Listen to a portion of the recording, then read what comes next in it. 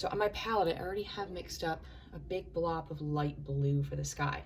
All I used for that was titanium white and cerulean blue, just to simplify. So going to the background, to the sky, first, on top of that layer of sienna brown back there, I'm gonna put a layer of titanium white and not really care a whole lot right now about the mountain top because I'm gonna go on top of that next. So you're gonna really roughly follow the edge of that. So referencing the photo just to make sure that I'm not making things up too much in terms of the top of the mountain. That's gonna give me a little bit of a white layer to work in, wet layer to work in, and white layer to work in. I'm gonna go right in there with the color that I mixed up, intentionally just a little bit darker than I knew I ultimately wanted it, because I knew I was gonna be going in on a layer of the white. You see a little bit of the underpainting through here. One of the things that that's going to do is it's going to serve to unify the whole thing a little bit, because you're going to be seeing little tiny bits of the sienna brown through it. You often are seeing that and don't even realize it in different paintings that you see, you know, in museums, online, etc. Lots and lots of painters use underpaintings. Not all of them, certainly, but lots of them do.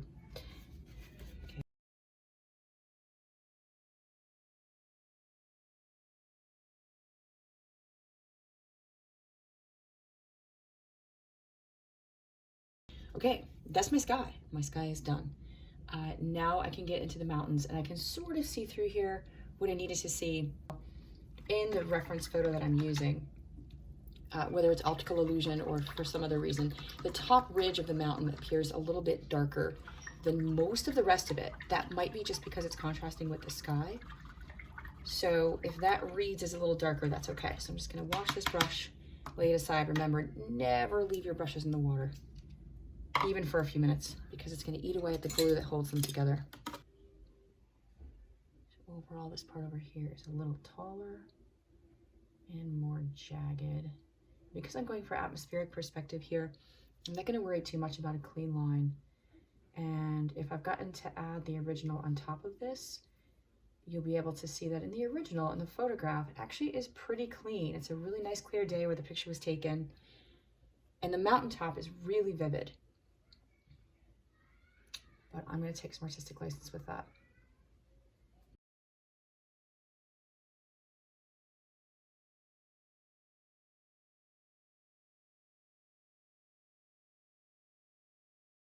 So that doesn't look a whole lot different to me than my original color did. I did mix in some white and some ultramarine blue to take it to that slightly bluer tone. But because I'll be mixing in quite a bit of ochre, yellow ochre, which I can see a lot of in the actual mountains, I think that's okay, because the ochre and the purple might play nicely next to each other, and I might hate it. And if I do, maybe I'll do something different at that point.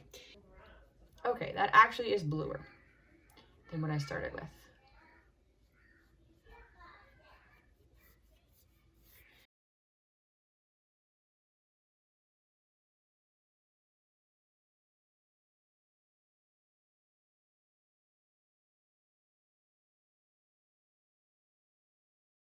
What I'm gonna do first is take that yellow ochre and mix it with some white. So right now the tone that I'm using of the yellow ochre is, I would say, at least 3 shades lighter than the ochre as it comes out of the tube. So I mixed it about 2/3 white with 1/3 ochre.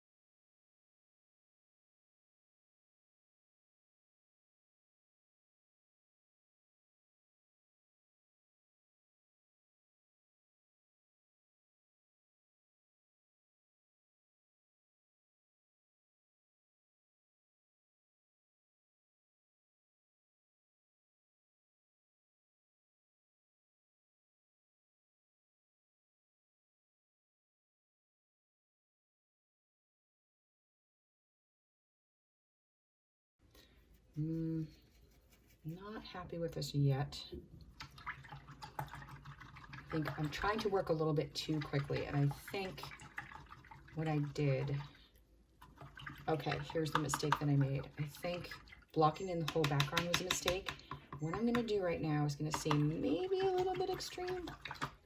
I'm gonna go in with paper towel and just wipe off that yellow and purple and blue, because here's what I don't like about this.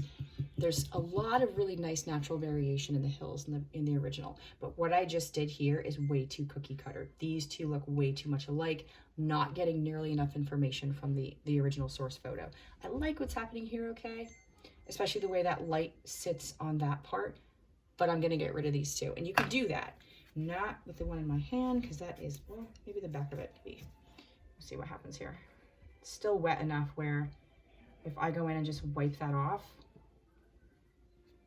I'm almost down to the sienna underneath. That's okay. I have more of that purple and I can just block that in. So what I should have done is take it piece by piece in the background instead of trying to do it all at once and then working quickly. And I should know better. It almost never works for me if I go too quickly.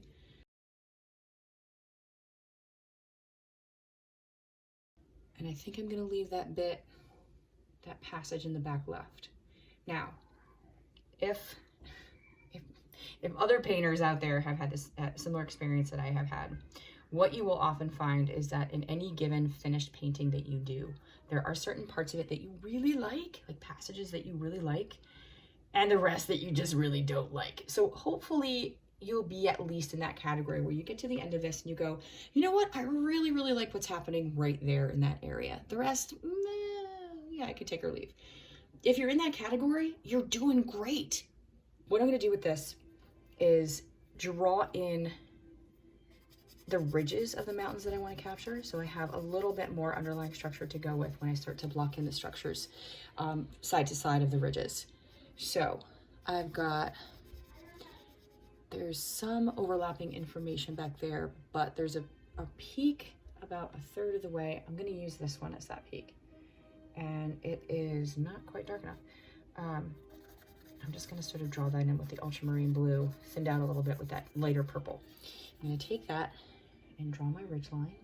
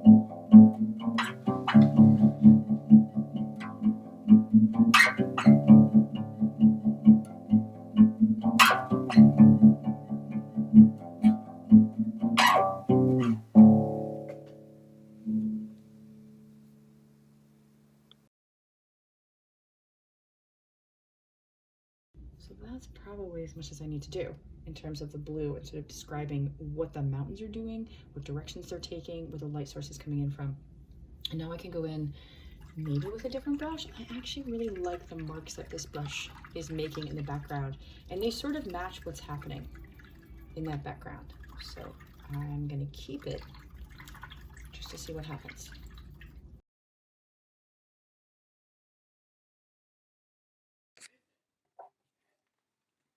So when I initially started this purple and yellow painting on top of the sienna brown, I intended it as a second underpainting that I was going to paint over. The intention was just to map out where the mountains were going to go, to look a little harder at what ridge line I was going to keep, what parts of the mountain I was going to keep, and think a little bit harder about the details that I was going to leave out. But I really like the way it started to play out, so I'm actually going to keep this as my background. One of the things I've always also found helpful is that it's kind of it's a product of not being able to paint quite as much as I want to, but when the painting is out and I can walk past it in the course of my day and just kind of glance at it every once in a while, it starts to solidify in my mind as something that I either want to keep or want to paint over. Seeing it, like having a little time and distance from it, but also kind of glancing at it every once in a while. I see things that I didn't see, or I start to like it more or like it less, and that leads me in a direction. So having some time in between when I can work on sessions is actually pretty helpful. And what I found, generally speaking, is that the more I can let go of what I think it's supposed to look like, the more I let go of caring about the outcome so much and embracing the process itself, the more I get out of it. And that sounds pretty cliche, but it's been so true for me. When I can forget about what I'm aiming for and just kind of explore and get lost in the moment of painting, it goes a lot better. There's a confidence of mark that comes with that, that sometimes I intend as something, as in this case, that I'm going to paint over, and ultimately I keep in the end because I like it more.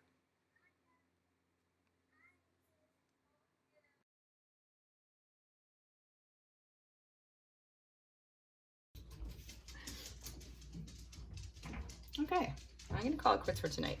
I will probably start with that ridge line tomorrow, see how it looks. If I really hate it, once I sit down to look at this again, then I may just redo the background, but I think that's probably going to have to be good enough. Now I'm going to put it up right next to the one that I did last week.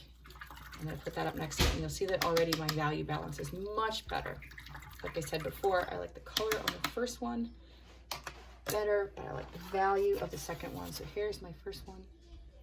So side by side with that, you can see how much darker that first painting was in the background. And I feel like the second one, the one that I just did, is a little bit less fussy, which makes sense for atmospheric perspective, and a little bit less saturated, which also makes sense for the atmospheric perspective. So I'm gonna probably leave it like that, but we'll see how I feel about it in the morning. All right. Thank you for listening.